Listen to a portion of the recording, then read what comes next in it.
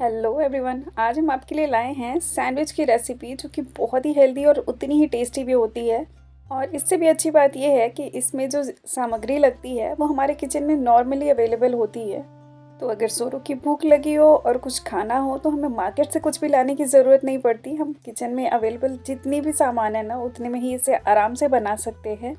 और इस सैंडविच को बनाने में ढेर सारी सब्जियों का इस्तेमाल होता है, तो ये हेल्थ वाइज भी बहुत ही अच्छा होता है।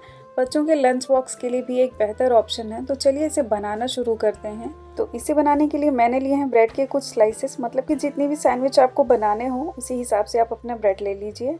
आप ब्राउन ब्रेड या वाइट ब्रेड कोई भी इस्तेमाल कर सकते हैं। मैंने वाइट ब्रेड का इस्तेमाल किया है।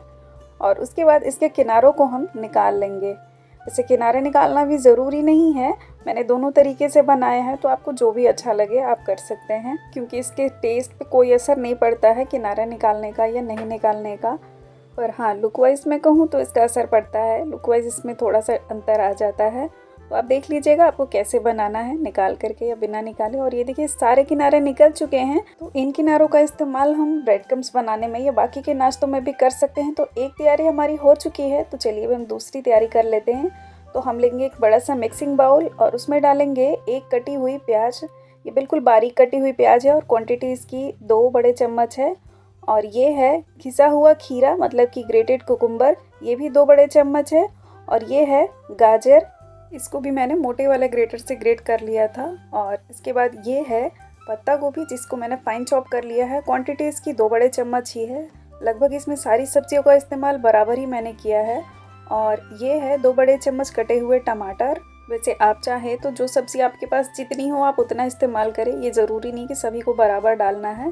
और ये है 1.5 बड़े चम्मच शिमला मिर्च, जिसको मैंने बारीक काट लिया था। और इसके बाद हम कुछ इसमें टेस्ट के लिए मिलाते हैं। तो ये है 2 कटी हुई हरी मिर्च। और इसके बाद इसको थोड़ा सा चटपटा बनाने के लिए हम डालेंगे इसमें 1 इंच लंबा टुकड़ा अदरक का, जिसको मैंने बिल्कुल घिस लिया है अच्छे से। तो अब हम इसमें डाल रहे हैं बारीक कटा हुआ हरा धनिया, जो कि क्वांटिटी में 1 बड़ा चम्मच है। और इसके बाद इसमें हम डालेंगे पुदीने के पत्ते।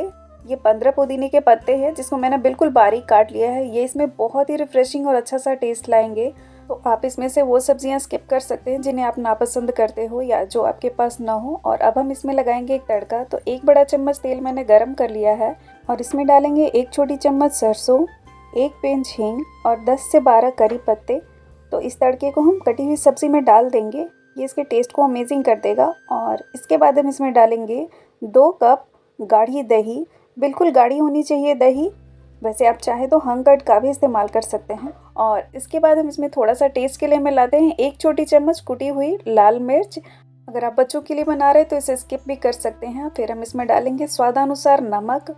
और इसे थोड़ा सा चटपटा फ्लेवर देने के लिए हम डालेंगे 1 छोटी चम्मच कुटी हुई काली मिर्च। इसे बहुत ही अच्छा फ्लेवर देगी।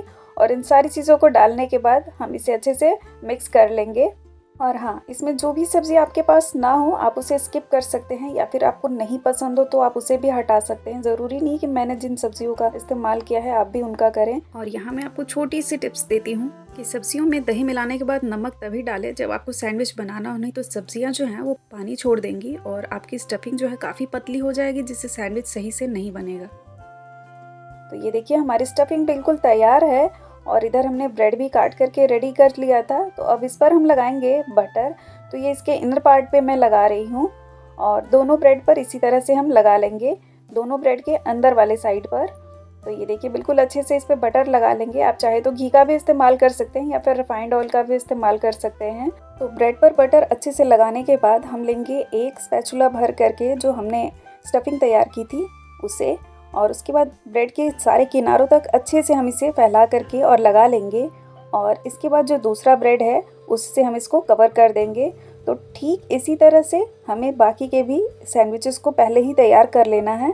तो ये जितने भी आपको बनाने हो आप उतने रेडी कर लीजिए। ये देखिए मैंने भी कई सारे रेडी कर लिए थे। और अब हम इन्हें सेकेंगे। तो इसके लिए लो टू मीडियम टेम्परेचर पर तवा रखेंगे गर्म होने के लिए। और जब तवा थोड़ा सा गर्म हो जाएगा तब हम इस पर बटर डालेंगे। आप बटर या घी किसी भी चीज़ का इस्तेमाल कर सकते हैं या फिर रिफाइंड ऑयल का भी। और इसके बाद इसे अच्छे से पूरे तवे पर फैला देंगे। और इसके बाद इस पर डालेंगे सरसों के कुछ दाने।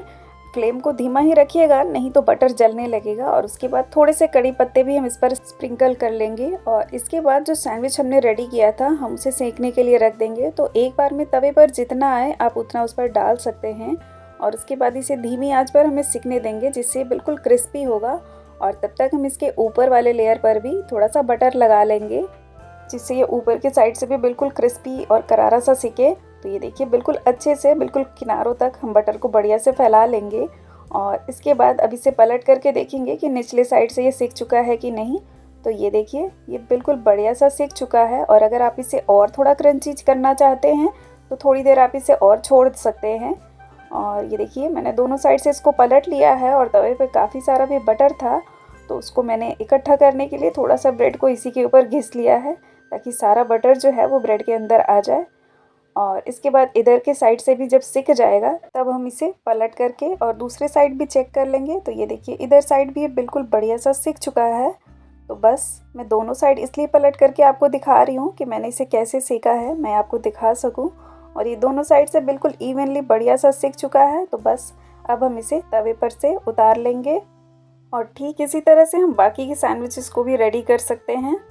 तो ये देखिए मैंने इसे बीच से कट लगा लिया है और अब मैं आपको दिखाती हूँ। ये देखिए इतना बढ़िया सा हमारा सैंडविच जो है वो बन करके तैयार हुआ है ना। ये देखिए आप इसे टोमेटो केचप के साथ एंजॉय करिए, ये बहुत ही ज़बरदस्त लगता है। आप चाहे तो इसे ग्रीन चटनी के साथ भी सर्व कर सकते हैं। और ये देखिए कुछ सैंडविचेस जो है जो मैंने बिना किनारे निकाले ही सेका था, जैसे कि मैंने बताया था कि मैंने दोनों तरह से बनाए हैं सैंडविचेस। तो ये देखिए दिख रहा है ना, ये भी बिल्कुल अमेजिंग सा। तो बस अब हम इसे भी तवे से उतार लेंगे। तो कैसी लगी आपको मेरी ये सैंडविच बनाने की रेसिपी। मैं ये तो नहीं कहती कि आपने इससे पहले इसे नहीं बनाया होगा, पर मेरे इस तरीके से आप इसे बना करके ट्राई कीजिए। और अगर आपको मेरी ये रेसिपी अच्छी लगती है तो एक लाइक ज़रूर करें और ऐसी डिशेस के लिए चैनल को सब्सक्राइब करें and hit the bell icon ताकि आपको मेरे आने वाले वीडियोज़ की नोटिफिकेशन मिलती रहे। Till then take care, bye bye.